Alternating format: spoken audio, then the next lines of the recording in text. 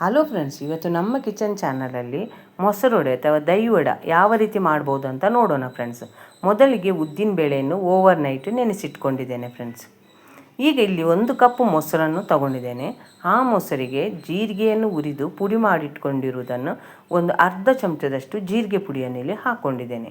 1 ಚಮಚದಷ್ಟು ಸಕ್ಕರೆ ಪುಡಿಯನ್ನು ಕೂಡ ಸೇರಿಸ್ಕೊಳ್ಳೋಣ ಮತ್ತು ಮೊಸರಿಗೆ ಬೇಕಾದಷ್ಟೇ ಉಪ್ಪನ್ನು ಇಲ್ಲಿ ಸೇರಿಸ್ಕೋಬೇಕು ಫ್ರೆಂಡ್ಸ್.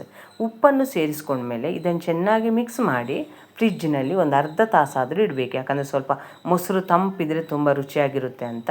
ಆಪ್ಷನಲ್, ನಿಮಗೆ ಬೇಕಂದರೆ ಇಟ್ಕೋಬೋದು, ಇಲ್ಲಾಂದರೆ ಹೊರಗಡೆನೇ ಇಟ್ಕೋಬೋದು ಫ್ರೆಂಡ್ಸ್. ಯಾರಾದರೂ ಈ ಚಾನಲ್ಗೆ ಹೊಸಬ್ರಾದರೆ ಈ ಚಾನಲನ್ನು ಸಬ್ಸ್ಕ್ರೈಬ್ ಮಾಡ್ಕೊಳ್ಳಿ. ಬೆಲ್ ಐಕಾನ್ ಆಲ್ ಸೆಟ್ ಮಾಡಿದರೆ ನಾನು ಮಾಡೋ ವಿಡಿಯೋ ನಿಮಗೆ ನೋಟಿಫಿಕೇಷನಲ್ಲಿ ಬಂದುಬಿಡುತ್ತೆ ಫ್ರೆಂಡ್ಸ್.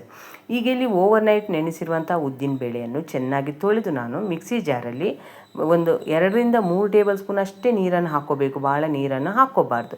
ಒಂದು ಸ್ವಲ್ಪ ಫ್ಲಪ್ಪಿಯಾಗಿ ಇದನ್ನು ರುಬ್ಕೋಬೇಕು ಫ್ರೆಂಡ್ಸ್.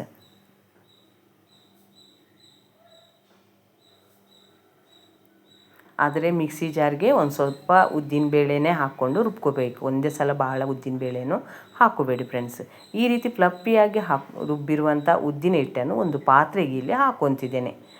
ಇದೇ ರೀತಿ ಎಲ್ಲ ಉದ್ದಿನ ಬೇಳೆಯನ್ನು ಈ ರೀತಿಯೇ ನಾನು ರುಬ್ಕೊಂಡಿದ್ದೇನೆ. ರುಬ್ಕೊಂಡಿರುವಂಥ ಉದ್ದಿನ ಹಿಟ್ಟಿಗೆ ನಾನಿಲ್ಲಿ ಒಂದು ಸ್ವಲ್ಪ ಜೀರಿಗೆ, ರುಚಿಗೆ ನೋಡಿಕೊಂಡು ಉಪ್ಪು, ಒಂದು ಸ್ವಲ್ಪ ಕರಿಬೇವು, ಮತ್ತೊಂದು ಸ್ವಲ್ಪ ಶುಂಠಿ, ಮತ್ತೊಂದು ಸ್ವಲ್ಪ ಕೊತ್ತಂಬರಿ ಸೊಪ್ಪನ್ನು ಹಾಕ್ಕೊಂಡಿದ್ದೇನೆ. ನೀವು ಬೇಕಂದರೆ ಹಸಿಮೆಣ್ಸಿನ್ಕಾಯಿನೋ ಅಥವಾ ತೆಂಗಿನಕಾಯಿ ಪೀಸ್ ಬೇಕಾದರೂ ಮಾಡಿ ನೀವು ಹಾಕ್ಕೋಬೋದು.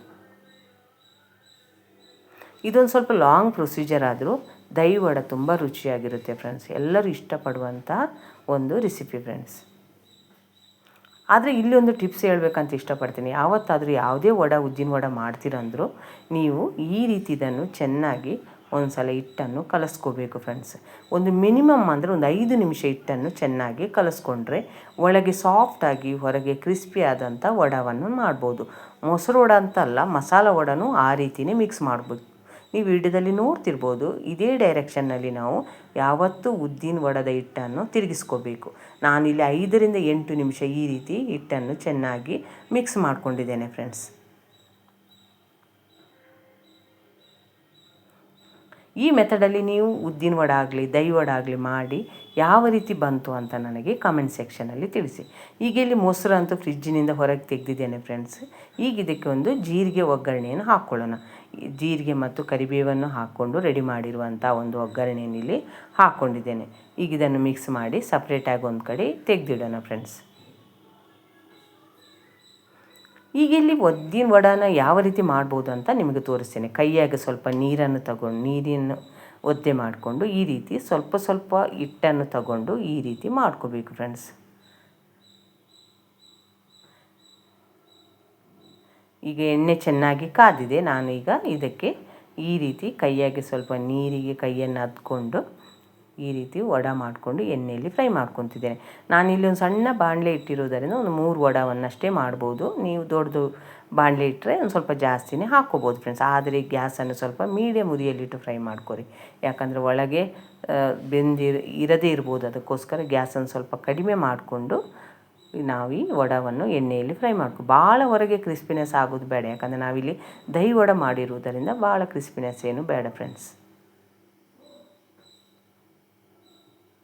ಒಂದು ಸ್ವಲ್ಪ ಕಲರ್ ಚೇಂಜ್ ಆದರೆ ಸಾಕು. ಒಂದು 1/4 kg ಉದ್ದಿನ ಬೇಳೆಯಲ್ಲಿ ಒಂದು 10ರಿಂದ 13 ಉದ್ದಿನ ವಡೆಯನ್ನು ಮಾಡ್ಕೋಬೋದು ನಾವು.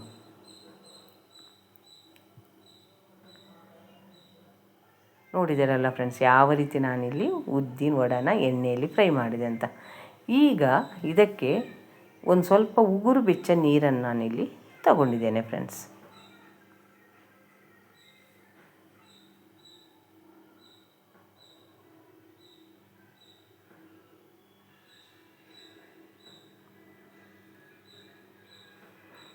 ಆ ಉಗುರು ಬೆಚ್ಚಗೆ ಇರುವ ನೀರಿಗೆ ಈ ವಡೆವನ್ನು ಹಾಕಿ ಒಂದು ಸಲ ಮುಳುಗಿಸಿ ತೆಗಿತಿದ್ದೀನಿ. ಯಾಕಂದರೆ ಅದರಲ್ಲಿರುವ ಒಂದು ಸ್ವಲ್ಪ ಎಣ್ಣೆ ಅಂಶ ಹೋಗಲಿ ಅಂತ ನಾನು ಒಂದು ಸ್ವಲ್ಪ ಉಗುರು ಬೆಚ್ಚ ನೀರಲ್ಲಿ ಮುಳುಗಿಸಿ ತೆಗೆದು ಈಗ ಸರ್ವ್ ಮಾಡ್ತಿದ್ದೇನೆ ಫ್ರೆಂಡ್ಸ್.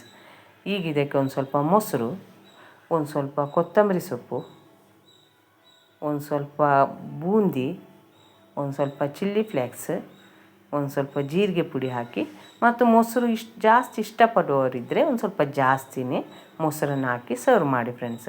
ಈ ಚಿಲ್ಲಿ ಫ್ಲೇಕ್ಸನ್ನು ನಾನು ಹೊರಗಡೆಯಿಂದ ತಂದಿಲ್ಲ, ಮನೆಯಲ್ಲಿ ಬ್ಯಾಡಗಿ ಮೆಣಸಿನ್ಕಾಯನ್ನು ಮಿಕ್ಸಿ ಜಾರಲ್ಲಿ ಹಾಕ್ಕೊಂಡು ಒಂದು ಸ್ವಲ್ಪ ಪೌಡ್ರ್ ಮಾಡಿಟ್ಕೊಂಡಿದ್ದೇನೆ, ಅದನ್ನೇ ಹಾಕ್ಕೊಂಡಿದ್ದೇನೆ. ಈಗ ಈ ವಿಡಿಯೋ ಇಷ್ಟ ಆದರೆ ಲೈಕ್ ಮಾಡಿ, ಶೇರ್ ಮಾಡಿ, ಸಪೋರ್ಟ್ ಮಾಡಿ ಫ್ರೆಂಡ್ಸ್ ನನಗೆ.